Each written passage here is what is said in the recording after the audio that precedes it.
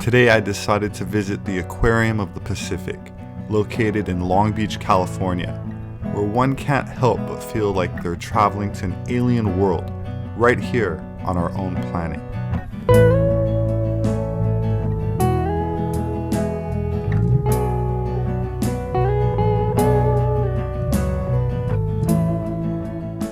Jules Verne was a prolific French author whose writings laid much of the foundation of modern science fiction, with several of his novels adapted into successful films.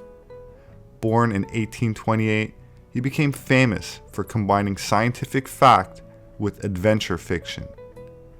Verne's influence extends beyond literature and film into the world of science and technology, where he inspired generations of scientists, inventors, and explorers.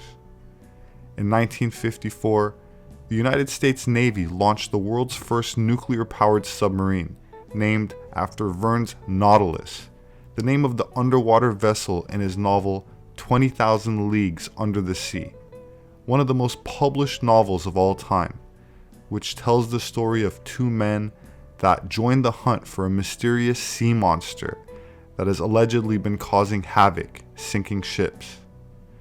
The men are thrown overboard when the monster attacks, and they find themselves prisoner of Captain Nemo on board his technologically advanced submarine that everyone had mistaken for a sea monster.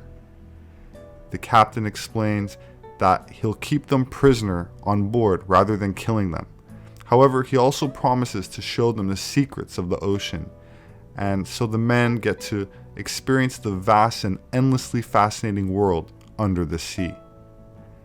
They finally manage to escape at the end, but only after going on several adventures, exploring underwater caves with sights of the light illuminating the colors and shapes of the flora and fauna under the sea, making a deep impression on the prisoners, including climbing an underwater mountain that turns out to be the lost submerged city of Atlantis, with its temples and buildings.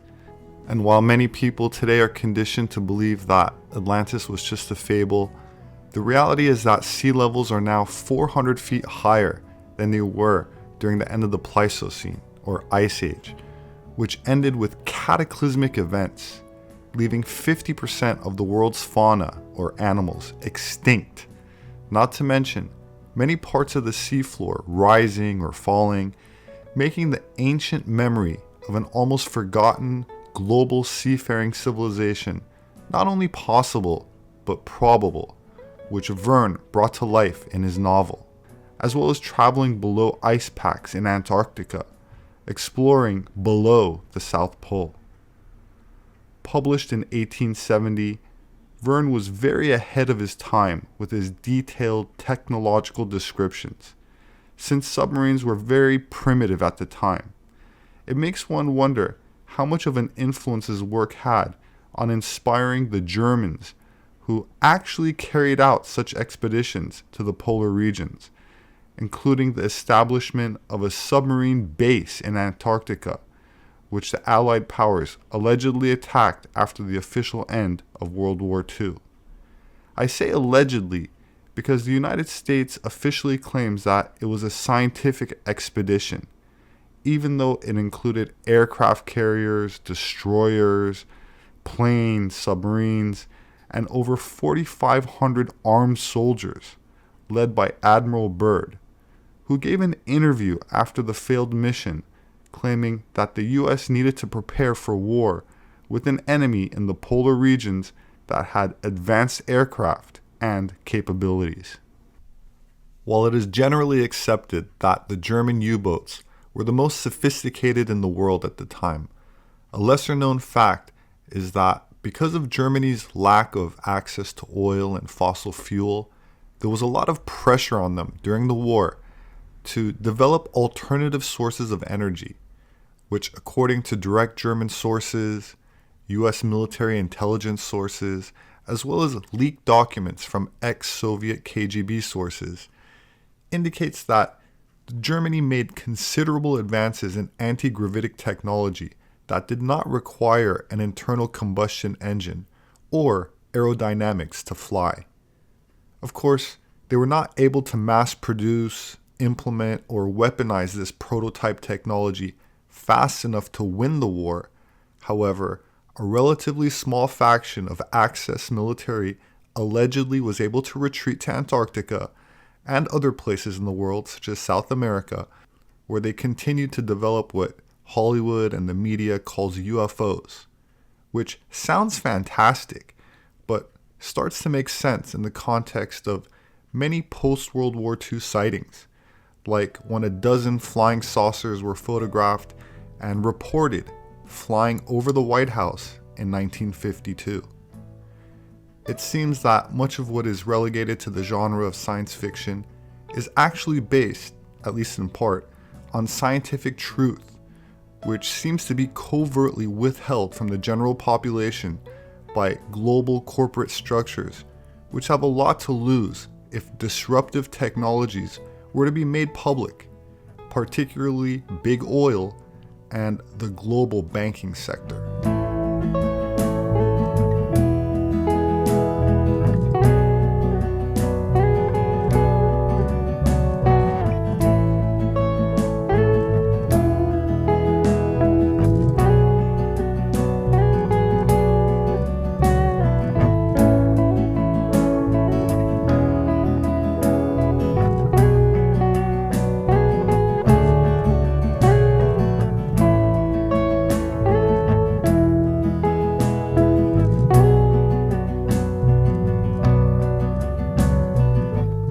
Mainstream academia would have us believe that Antarctica is only inhabited by penguins, that there are no breakaway civilizations that live below the ice, in outer space, or anywhere else for that matter. But as cute as penguins are, it seems that the corporate, banking, and political interests that were victorious in World War II are more like sharks than penguins, and have taken a predatory stance against alternative thought in mainstream academia, uncensored speech in mainstream media, and free thought in general when it comes to anthropology, which by any academic standard is still relegated to theory and politically biased hypothesis and not scientific fact. If mainstream academic views are in alignment with corporate finance media, globalist central bankers, woke politicians, and billionaire hedge fund managers, then they do not represent the resistance. Independent free thinkers like I do. I had a great time visiting the aquarium of the Pacific and thought I would take a stroll by the beach before heading back home. Published in 1864, A Journey to the Center of the Earth was another blockbuster novel by Jules Verne, which helped to lay the groundwork for the modern genre of science fiction. The book is about a teenage boy that lives in Hamburg, Germany, with his uncle that happens to be a professor of geology, who starts the story by rushing home to show his nephew a runic manuscript by the renowned Icelandic historian Snorri Sturluson, who I've covered in prior videos about the Vikings. They find hidden within its pages a separate note which, when translated into Latin and read backward, appears to be an Icelandic alchemist record of a passage leading to the center of the earth in a crater of a dormant volcano in Iceland. The crater containing the passage, however, is only revealed by shadows at noon during the last days of June, which is just a month away.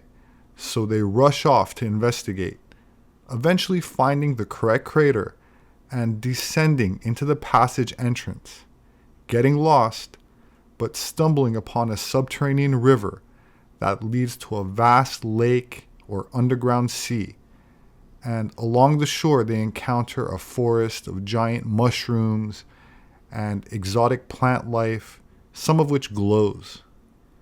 They build a raft, and after several days of sailing, discover ancient fauna thought to be extinct, and a giant man shepherding the beasts.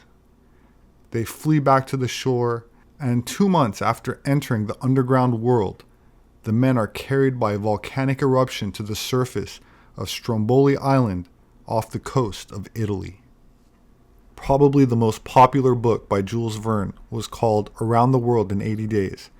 Published in 1873, the novel tells the story of a wealthy Englishman who wagers that he can travel around the world in 80 days. To win the $20,000 bet, which was a lot at the time, he set out with his French valet, beginning their journey on a train ride. Shortly before his departure, someone resembling him had robbed a bank, and the sudden exit leads Scotland Yard to believe that he was the bank robber. He's then pursued by a detective, and after a series of problematic yet very entertaining adventures, he arrives back in England 5 minutes too late to win his wager. Losing what at the time was a fortune, the Englishman apologizes to his girlfriend for being unable to provide for her comfort as a result of losing the bet. She in turn proposes marriage to him, and he joyfully agrees. As it turns out, their journey through the time zones had gained them a day, and he was not too late after all. The richness and poetry of the novel, together with the lively narrative, won Verne worldwide renown, and was a fantastic success for the times, setting new sales records, also running for decades as a stage adaptation. The novel inspired numerous attempts to travel around the world in 80 days or less, and in 1956 won an Academy Award for Best Picture. Verne used his writings to encrypt important occult secrets and sacred symbolism, as he was reported to have connections to the prominent secret societies of his time, the Freemasons, Golden Dawn, and Rosicrucians. He was also associated with the Angelic Society, an order behind many esoteric phenomena and movements, including the Priory of Zion and the Thule Society. The society's tradition was supposedly disseminated in cryptic form, and its membership has been postulated to include Leonardo da Vinci and Johann Wolfgang von Goethe, who I covered in a recent video and will leave a link to in the description. The Angelic Society is not a secret society as such, but harbors mostly artists who claim to have communicated with angels and have embraced these entities as their guides to complete their life's mission. This is usually perceived in a Gnostic context, where an angel is not necessarily a separate entity from oneself, but what Carl Jung might call one's own subconscious or inner or higher self, usually accessible in an altered or trance-like state. The group predated many of the modern societies and adopted an angel's head as their crest. That said, Jules Verne possessed a hidden side that was encrypted into all his work, including esoteric secrets said to have been passed down by the Cathars, the Merovingian dynasty, and Rosicrucian disclosures related to acquiring spiritual immortality, which Verne covertly discloses in a veneer or layers of symbolism.